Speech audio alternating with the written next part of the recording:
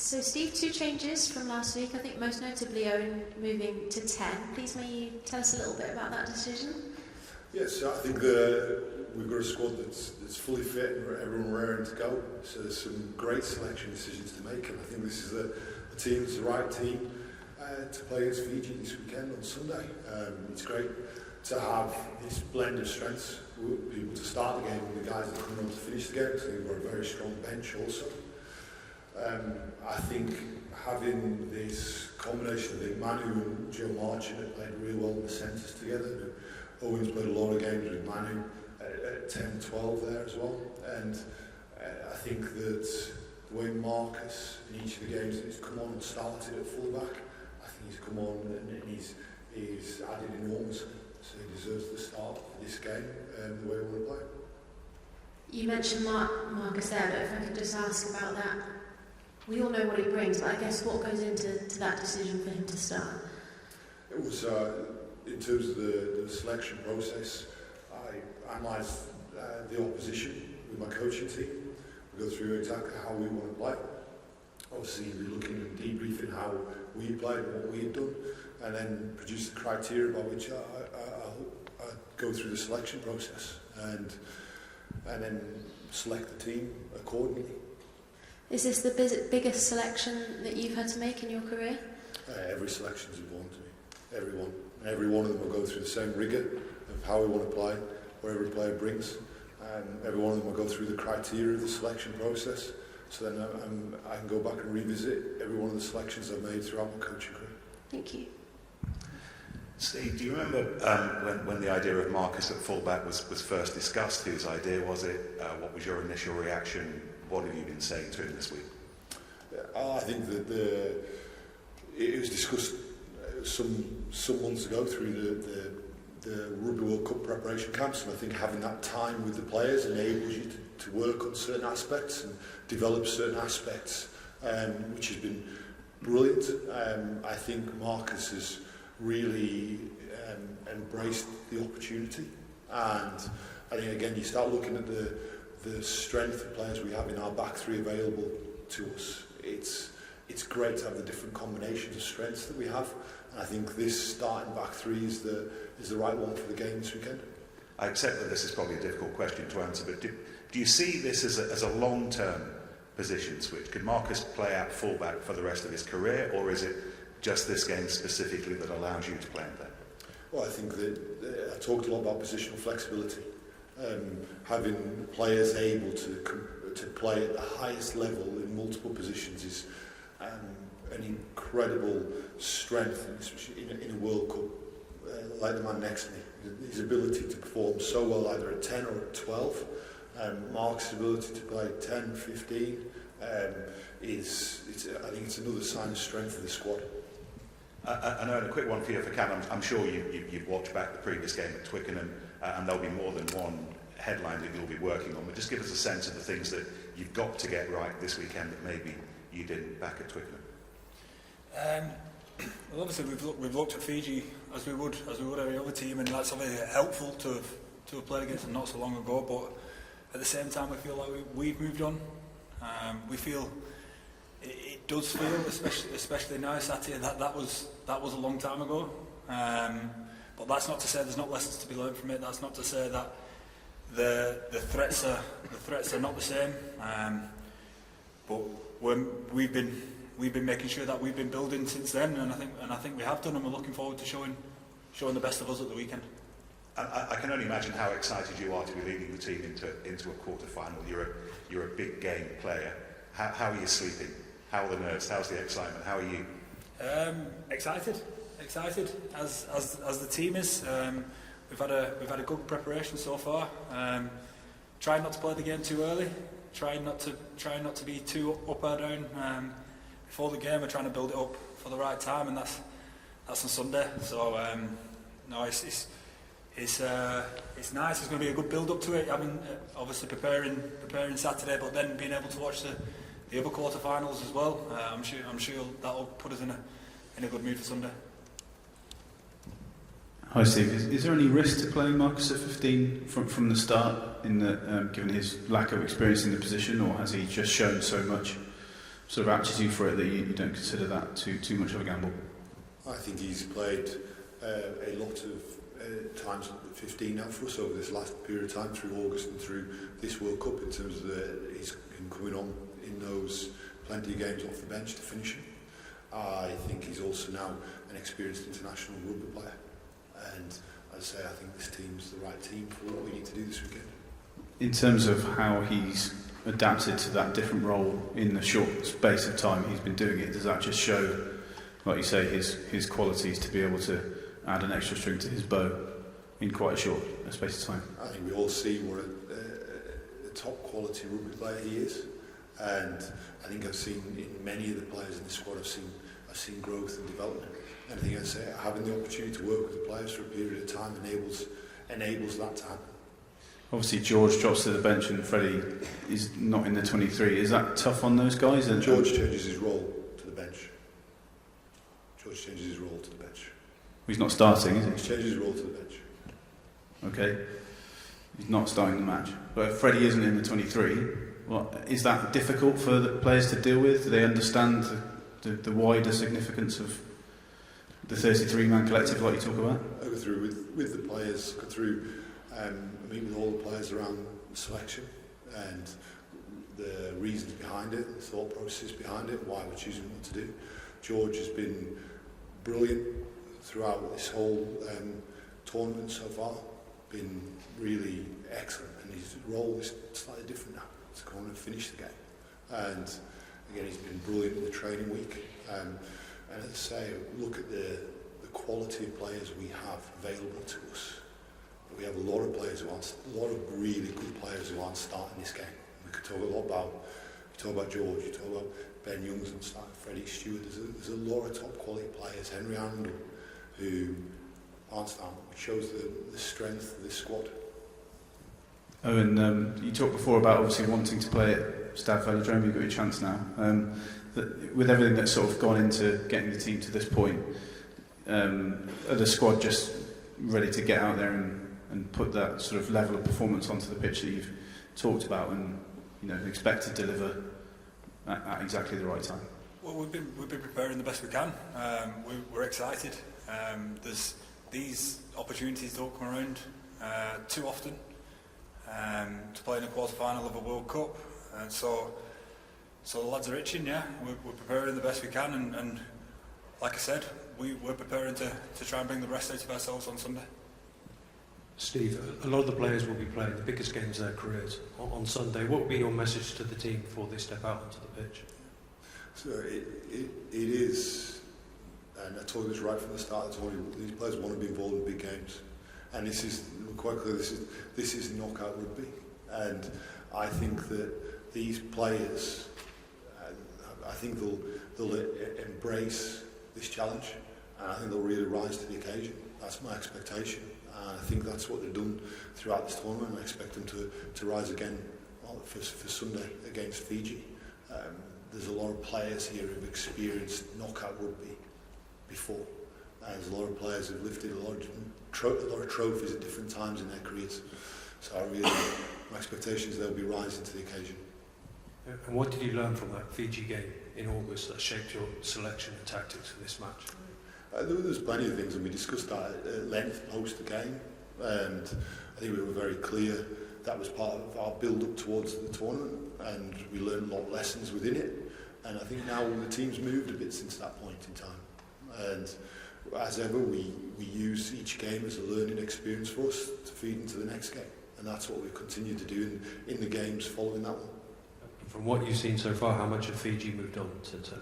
Sorry, can you say again? How much have Fiji moved on since that match, from what you've seen during their group? So they've obviously got a different, some changes, different fly half in terms of, unfortunately the fly half that played that day at Twickenham suffered an injury, it's not available. Botti didn't play that day at Twickenham, so it's a different team, as is ours. And I think this is a few weeks on, and I know there's been a lot of discussion from their side about that game. For us, we're looking to look forward to this game. Steve, you were part of the squad that came to Marseille in 07 for the quarter-final, and it seemed to sort of light the blue touch paper of the entire campaign. It was a massive victory, and the mood and the confidence grew. Are you looking for the same push and propulsion from the performance or you believe your players can give on Sunday? I think the players, since we arrived in France, the players said the big games they really rise to. Big players perform on the big occasions, and that's what I think they've done. Now, through each of those games, I think we've learned some different elements, and from Saturday's game against Samoa, I think we had some other aspects to learn from that, to look forward into this game.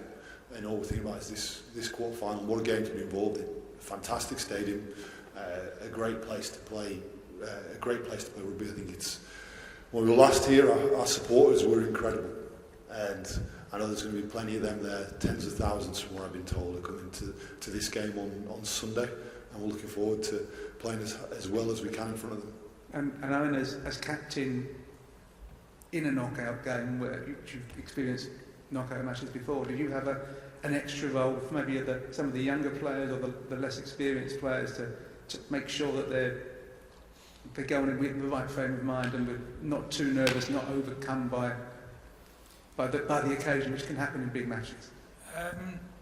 I guess so. I think the feel of the group over the courses this week is that it's turned up excited to get after the preparation. The team's been at it so far this week, and as you said, we want to build up to Sunday. We want to make sure we serve the best of us by preparing the best we can for the game on Sunday, and we want to be able to bring that out of ourselves come kick-off. Was a disappointment maybe in terms of some of the aspects of the performance last week, but does that just actually sharpen the desire amongst the players to make it clear what you've got in your locker as a team and a unit? I've no doubt that. I mean, we're well into this week now, so looking back at last week seems a bit odd at this moment in time with the quarter final in front of us. But yeah, obviously we reviewed it. Obviously we looked at what we can do better, and we put that into what we've been doing this week. And as I said, there's a fantastic opportunity in front of us this week. Hi Steve. Obviously the breakdown's very important in every single game, but I guess particularly that was an area Fiji seemed to come out on top at Twickenham. Is there anything you particularly emphasise to the players around it, and is there anything you want to see from the officials in that area? From our point of view, we want to make sure that we bring our attacking game in the shape and framework that we want to bring onto the pitch on Sunday, so that all our ball carriers have support inside and outside. We know that's a highly competitive area, as other aspects are within this game. It's an area of strength for them. They've won plenty of penalties and turnovers in that area throughout this tournament, so we're aware of it. What we've got to do, essentially, is not be necessarily talking so much about what the opposition do, but what we do. And I think that comes back to the shape and framework with which we attack. And 4 years ago, England reached the World Cup final with the youngest team, I think, to ever got there in professional era, and nearly everyone has come around this campaign. But we spoke to Johnny May last week. He said that it's his last, and I think you can reasonably assume from some of the ages within the squad that that'll be the case for others as well. Is that been a theme at all, that is potentially the last dance for this particular side? I think what you've got to do is ensure you take the opportunities that's presented to you. Say, rise to the occasion of this game. You never know what's around the corner. You know, as a rugby player, I thought I had an opportunity in 03 and didn't get picked, and then I went in 07. I thought I'd be there in 2011, and I wasn't. So you end up playing one tournament. For us, I want the players to embrace this challenge. I want the players to have the time of their lives representing England. I want them to have a fantastic memory of this World Cup, and I want the team to continue to just get better and better and better. Let's see how good we can be. And we know this is an incredible challenge on Sunday.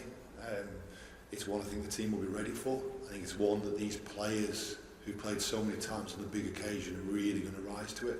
So I know I can't wait. I'm sure you can. The supporters I meet in the street, they can't wait either. Hi Steve. After the Samoa game, you brought up some concerns you thought you had about the breakdown and the way that Fiji are winning penalties. Have you now met with the refereeing team and got the answers you wanted? So post-game I talked about some of the aspects in the game last weekend I'd seek clarity upon, and I did, and I received clarity of it.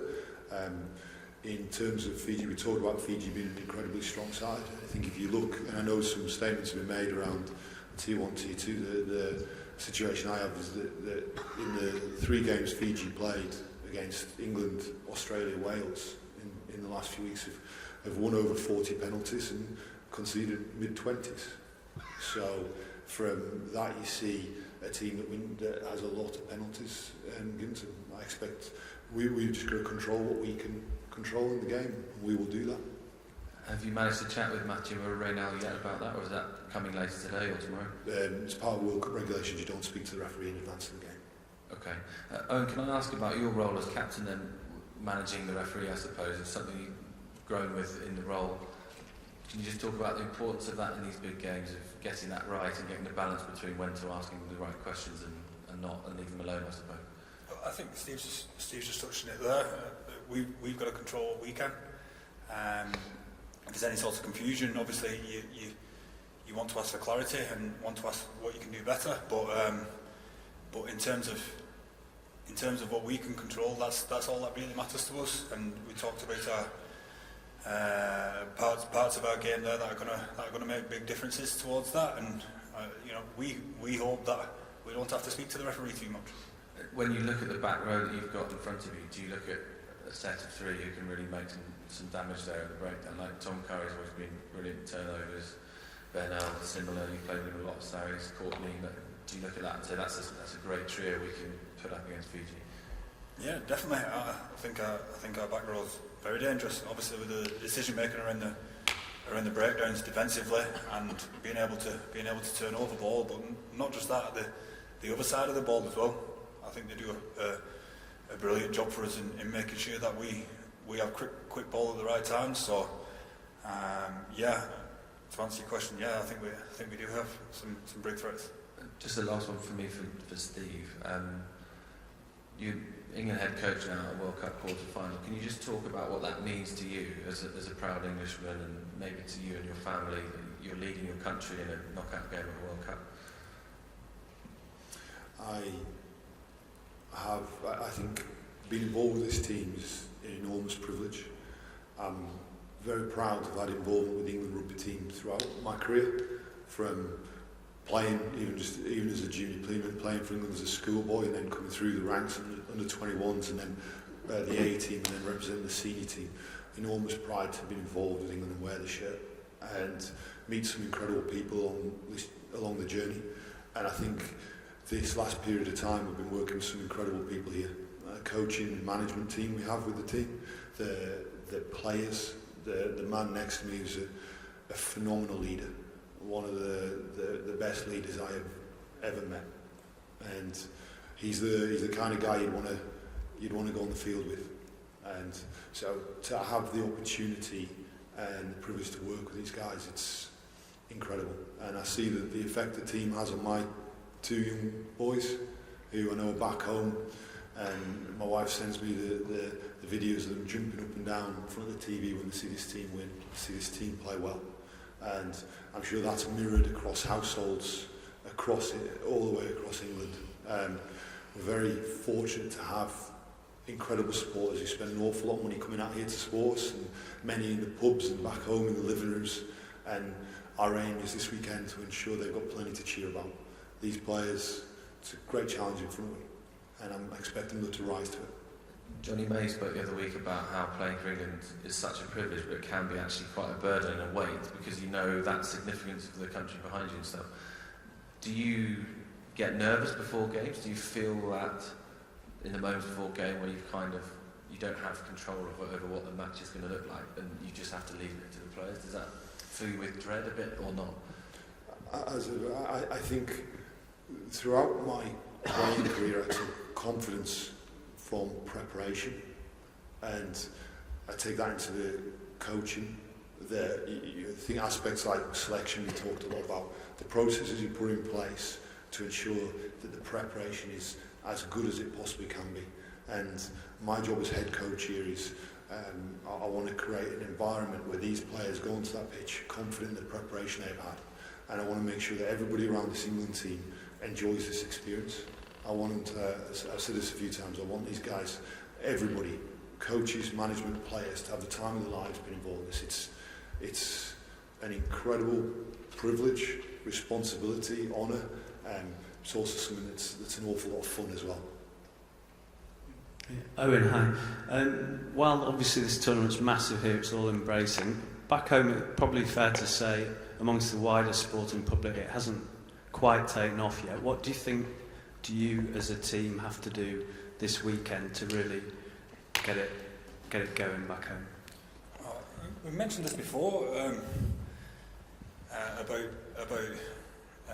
the fans of watching England at big tournaments, and that's not just this World Cup. That's any sporting tournament. And I can only think of me being a fan watching the football, but there always seems to be a massive support of England, whether that be back home or here, and that we've certainly felt that here so far. But there's always been a build-up during the tournament, and the team wins one more game, and the crowd grows a bit. And we felt that last time in Japan. Every time we seem to play in another game, there seemed to be a lot more fans turn up, and I've always thought that the English public, the English people, get behind their teams at major tournaments, and I'm sure that'll be the same.